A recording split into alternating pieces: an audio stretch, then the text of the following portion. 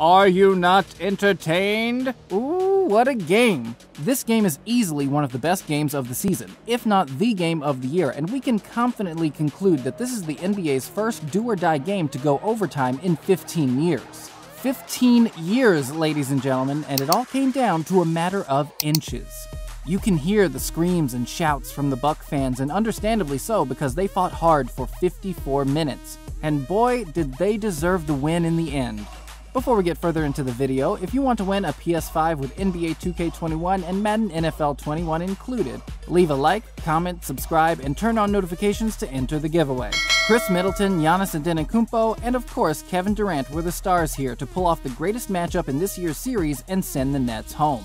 Before the game, the Brooklyn Nets served NBA fans one of the best playoff games anyone has seen this season, which of course was essentially a one-man show led by Kevin Durant, who gave us another reminder of why he is easily one of the best players in the league by a mile. It was a legendary performance that will go down in his own history books because of the way he single-handedly carried the whole team on the back of his shoulders. I wasn't planning on playing every minute, but as the game started to flow, we got down. I told Coach that, if he needed to take me out for a couple, it's cool, but I feel good, and he just let me ride it out. So, Jeff Green was incredible tonight. James coming out here and thugging it out for us, being another ball handler for us. I just think the second half we played extremely hard. The Nets were able to collect an obvious win from the Milwaukee Bucks in Game 5, and then the Milwaukee Bucks came back with a revenge plot they took to effect during Game 6, forcing the match to Game 7. Everyone knew that the Bucks versus the Nets was going to be a tough battle. And to be honest, both teams in turn fooled their fans with the expectation that they would put an end to the series before it reached Game 7. But this was not to be. In the end, it was the Bucks who were the visitors that came out on top, as they withstood an epic performance and a game-tying shot at the end of regulation time by who else? KD. The man who has been the Nets' go-to man for the last 3 games. But despite all KD's brilliance, the Bucks still went on to win 115-111 in overtime. It's fair to say that the matchup between the Nets and Bucks was one series that everyone had circled into their plans, believing it was going to be an amazing watch. And even though there had been some close games between the two, it hadn't quite lived up to the hype, and that's largely due to the injuries suffered by Kyrie Irving and James Harden. And then Game 7 came along, and it finally lived up to the hype. There's an old cliche that the 2 best words in sports are Game 7, but it doesn't always play out that way. In fact, if we go back in time and through the history books, especially through the last decade, there have only been 14 of the 34 Game 7s that were decided by 10 points or less. The reason for this is typically down to a combination of fatigue and nerves, which end up turning the contest into a boring, sloppy contest. And if the home team can jump in front early, then the match will end up in a blowout. On each side of both teams, there were big-time performances so much that many NBA stars couldn't help but tweet about the match. Thad Young, who plays for Chicago Bulls as a small forward, tweeted, "This game is unreal right now." Phoenix Suns shooting guard and point guard couldn't also help contain his excitement, tweeting, "This is the game of the year." Tristan Thompson is another player who is watching the game. "What a Game 7. Fire emoji, fire emoji." Portland Trailblazers' Robert Covington was clearly impressed with the match when he tweeted, "This Game 7 given everyone exactly what we was hoping for. Competitive, great basketball." Adam Schefter, Tom Haberstroh, and Michael Wilbon are other stars that were tweeting about the match, but it was Tom who appeared to have enjoyed the game the most, sharing their thoughts about the game in a tweet that said, "That was an NBA Finals in the second round. Masterful performances all around. Wish everyone was healthy, but that's 2020-21. This game was just the 7th Game 7 in NBA history to go overtime, and the first time since 2006 when the San Antonio Spurs were beaten by the Dallas Mavericks. The match was that kind of game and performance from both teams that everyone pretends to play out in their driveway while growing up, coupled with some questionable refereeing decisions, dramatic last-second shots, and overtime. If Kevin Durant was the Nets' Superman, then Giannis was Batman, finishing the game with 40 points, 13 rebounds, and 5 assists in his 50 minutes of action to carry his team to the finish line as most of his supporting cast struggled shooting for large stretches of the game. Giannis was sublime, aggressive, and the Greek Freak kept attacking the rim late, not showing any fear about heading to the free throw line. Giannis was unstoppable around the rim, as he has been at any point this season, despite continually taking off-balance shots and playing through foul trouble. No one was stopping the 26-year-old from picking apart the Nets' defense in the paint. Taking on the defense on his own, Giannis continued to draw the defenses toward him, which helped create more space for some reliable three-point shooters in his team to find their shots. Giannis looked tired near the end of the third quarter and asked for a breather that would see him last only 33 seconds as the Nets took that 5-point lead. He returned immediately and restored parity, giving the Bucks the breath they needed.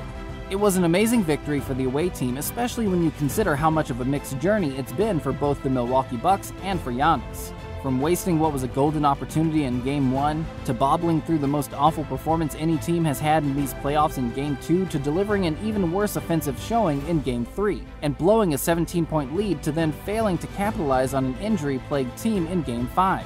But they eventually sent the Brooklyn Nets packing in Game 7. Even though it hasn't happened for the Milwaukee Bucks or Giannis the way they envisioned it, they are in the conference finals and one step away from the NBA Finals. After going 18 years between appearances in the Eastern Conference, the Bucks are back for the second time in 3 years. You know, we really wanted this as a team, and there was like a lot of ups and downs within the series. There was a lot of ups and downs in this game. You know, we could finish the game in the before the overtime. You know, and wasn't able to, but we kept our composure, and that's what I'm talking about. That I almost got emotional because everybody fought extremely hard.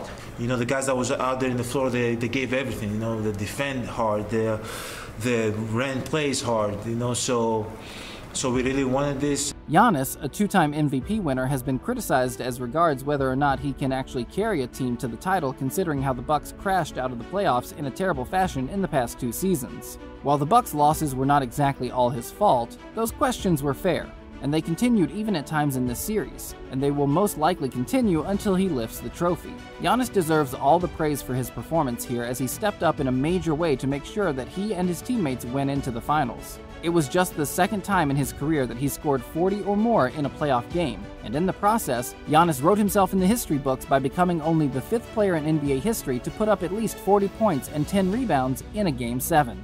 But the most important part in this game was when the Greek Freak tied the game with just 1 minute and 12 seconds remaining in overtime. With just about 4 minutes into the extra frame, the Bucks had not scored and were holding on for their dear lives, and then Giannis came to save the day, making a big play they needed as he took Durant into the post and dropped a little hook shot in over the top.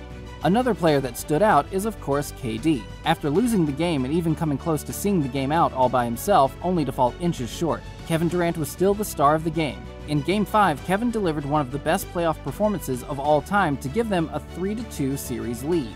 Funny enough, KD almost matched that effort again in Game 7, but it just wasn't quite enough. Sorry, Kevin.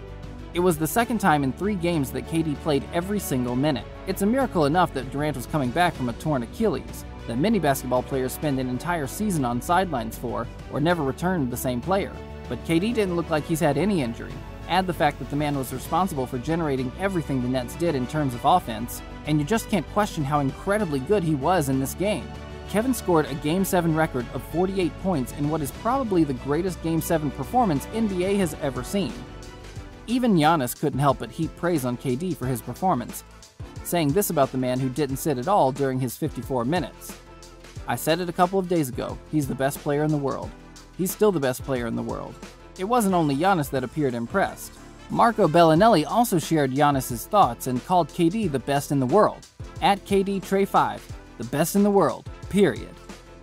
The major highlight of the game is obviously Kevin Durant's amazing moment when he forced the game to the extra session with a step-back, turnaround fading 23-footer just inside the three-point arc with 1.6 seconds left in regulation over PJ Tucker.